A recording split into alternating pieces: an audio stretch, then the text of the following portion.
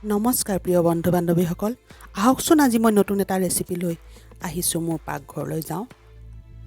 এয়া মাছৰুম কাৰী, মাছৰুমৰ কাঠফুলাৰ কাৰী, বিলাহীৰ লগত কাঠফুলাৰ কাৰী, মানে অলপ গ্ৰেভি টাইপ বনোৱা হৈছে। আহকচোন, এয়া মাছৰুম,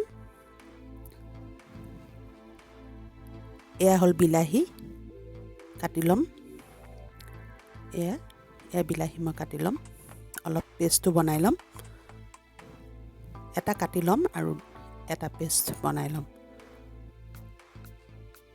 এয়া বিলাহী, এয়া পেষ্ট বনাই লৈছোঁ অলপ, আৰু এটা কাটি লৈছোঁ। আৰু এয়া পিঁয়াজ, নহৰু আদাৰ পেষ্ট এয়া বনাই লৈছোঁ।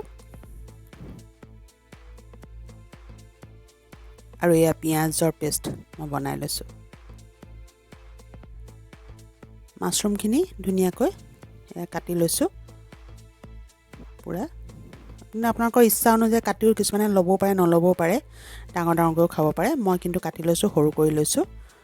এয়া সৰু সৰু কৰি লৈছোঁ। এয়া মাছৰুম, বজাৰত উপলব্ধ মাছৰুম। আপোনালোকৰ মানে হাবিয়ে বননীয়া হোৱা মাছৰুম কাঠফুলা আপোনালোকে নাখাব, এইটো পয়জন হয়। এইটো বজাৰত আপোনাৰ পোৱা যায়, মাছৰুম বজাৰত পাব। আৰু নহ'লে মানে কিছুমানে ভাল খেতিও কৰে, তেখেতসকলৰ পৰা কিনি খাব পাৰিব। খাই যদি যাহা তাহ মানে মাছৰুম নাখাব। বহুত আজিকালি কাঠফুলা খাই বহুতৰে অপকাৰ হৈছে, বহুতৰ মৃত্যু মুখতো পৰিছে। সেইকাৰণে এইটো আপুনি বজাৰত উপলব্ধ পাব, ভাল মাছৰুম খাই জানি। এয়া মই অলপ নিমখ দি লৈছোঁ। এয়া গৰম পানী দি মাছৰুমখিনি অলপ সময় তিয়াই এয়া মই আকৌ ঠাণ্ডা পানীৰে ধুনীয়াকৈ ধুই দিছোঁ, চাফা কৰি ধুই দিছোঁ। প্ৰথমে গৰম পানী দি অকণমান সময় তিয়াই থ'ব, 10 মিনিটমান সময় তিয়াই থ'ব।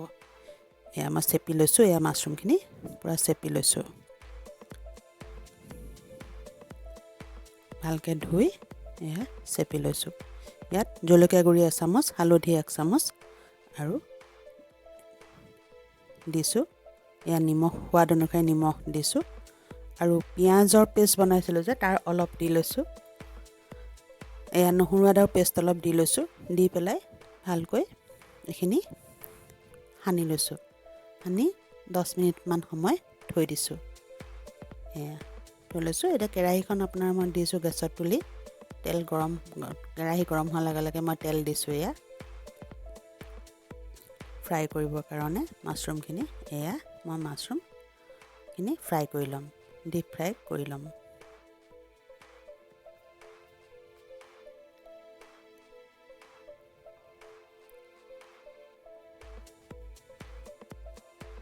এয়া মই মাছৰুমখিনি ফ্ৰাই কৰি আছোঁ। আপোনালোকে কেতিয়াও এই হাবিয়ে বননীয়া হোৱা কাঠফুলা নাখাব। আজিকালি বহুতে খেতি কৰে, সেই খেতি কৰা মাছৰুম আনি ল'ব, কাঠফুলা আনি ল'ব, সেয়াও খাব পাৰিব। নহ'লে বজাৰতো পাব, বাহিৰৰ পৰা আহে, ফ্ৰ'জেনৰ হয়, খাব পাৰিব। সেইটো একো উপকাৰ নকৰে। এয়া আপোনাৰ মাছৰুম মই এয়া ফ্ৰাই কৰি আছোঁ, সিজিব দিছোঁ। কাৰণ মই নিমখ গৰম পানী তিয়াই থৈছিলোঁ 10 মিনিট সময়, তাৰপিছত ভালকৈ ধুই লৈছিলোঁ, দেখিছে নিশ্চয়, ঠাণ্ডা পানীৰে ভালকৈ ধুই লৈছিলোঁ। এয়া মই ফ্ৰাই কৰি লৈছোঁ, ৰঙচুৱা হৈছে দেখিছে মাছৰুমখিনি। এয়াও কাঢ়ি লৈছোঁ মাছৰুমখিনি, এয়া কাঢ়ি লৈছোঁ। এয়া মই মাছৰুমখিনি মই একেলগে গোটেইখিনি দিয়া নাই, আধা আধাকৈ দি পেলাই ভাজিছোঁ, লাগি যায়, সেইকাৰণে আধা আধাকৈ দি পেলাই ভাজিছোঁ। এয়া তেলতে আপোনাৰ গোটা জিৰা কেইটামান ফোৰণ দিছোঁ। এয়া মাছৰুমখিনি কাঢ়ি লৈ এয়া এইখিনি তেলতে মই গোটা জিৰা কেইটামান ফোৰণ দিছোঁ। এয়া পিঁয়াজৰ পেষ্ট আছিলে বাকী ৰৈ যোৱা, সেইখিনি দিছোঁ। আৰু এয়া নহৰু আদাও দিম এতিয়া, পিঁয়াজৰ পেষ্টখিনি দিছোঁ। পিঁয়াজ মই 2টা লৈছিলোঁ, সেইকাৰণে অলপ আগতীয়াকৈ সানি লৈছিলোঁ। আৰু নহৰু আদা পেষ্টখিনি দিছোঁ। নহৰু আদা পিঁয়াজ পেষ্টখিনি দি এয়া ভাজিছোঁ।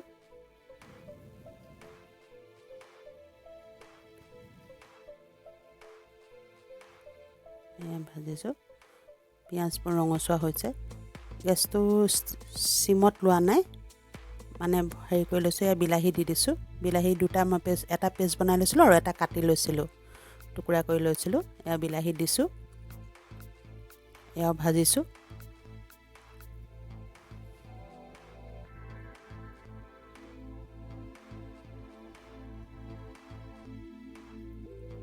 এয়া দেখিছে উতলিছে ভাজ খাইছে এয়া ভাজিছোঁ এতিয়া মই হালধি 1 চামুচ দি দিছোঁ আৰু এয়া জিৰা গুড়ি আৰু ধনিয়া গুড়ি দিম এয়া জলকীয়া গুড়ি অকণ দিছোঁ আৰু এয়া ধনিয়া গুড়ি এই চাৰিটা দিওঁ মাছৰুম বনাওঁতে এয়া দিছোঁ এইখিনি ভাজি লোৱা সিজাৰ পিছত মই এয়া শুকাই গৈছে দেখিছে অলপ পানী দি দিছোঁ বস্তুটো সিজিলে ভাল হ'ব মানে তেলটো উপঙি গ'লে ভাল লাগিব মানে পানীটো সেইকাৰণে দি দিছোঁ দেখিছে বুৰবুৰণি উঠিছে লাহেকৈ পানী আকৌ অলপ দি দিছোঁ মই লাহেকৈ বুৰবুৰণিটো উঠিব এয়া দেখিছে উতলিছে মছলাটো সিজিছে অন্তত এয়া ভালকৈ মছলাটো সিজি গৈছে এয়া এতিয়া মই আপোনাৰ গোটা বিলাহী এটা কাটি লৈছিলোঁ আৰু এয়া জলকীয়া কটা জলকীয়া কাটি লৈ ইয়াত দিছোঁ জ্বলা হ'লে অকণ ভাল লাগে দিয়কচোন বস্তু অলপ খাই ভাল লাগে জ্বলা হ'লে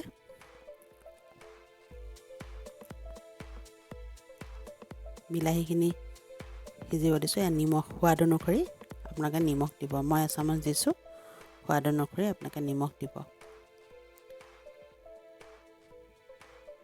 বিলাহীখিনি অকণ সিজিব দিম এয়া দেখিছেনে মই এতিয়া মাছৰুমখিনি ইয়াত ভাজি থোৱা মাছৰুমখিনি ইয়াত দি দিছোঁ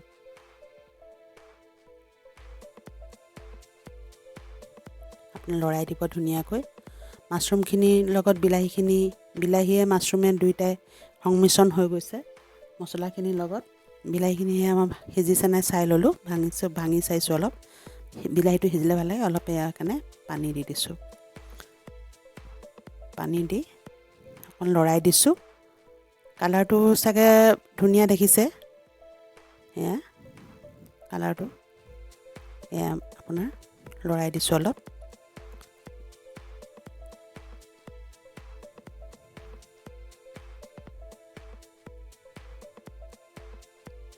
এয়া আপোনাৰ সিজিছে আৰু কাৰণ ভাজি থৈছিলোঁতো আৰু মাছৰুমটো পটককৈ সিজি যায় ভাজিছে উতল আহিছে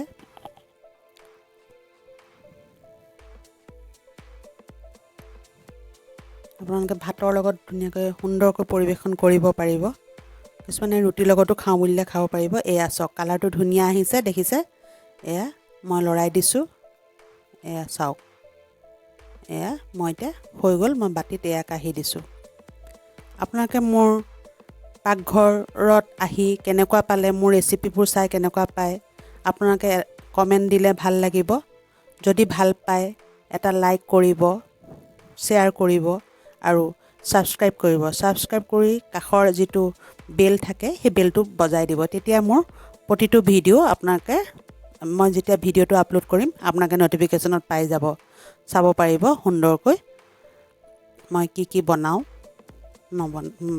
মানে আপোনালোকৰ কাৰণে কি বনাওঁ কেনেকুৱা লাগে আপোনালোকে খালি এবাৰ লাইক কৰিব কমেণ্ট কৰিব ভাল হ'লেও কমেণ্ট কৰিব বেয়া হ'লেও কমেণ্ট কৰিব তেতিয়া মই নজনাখিনি জানিম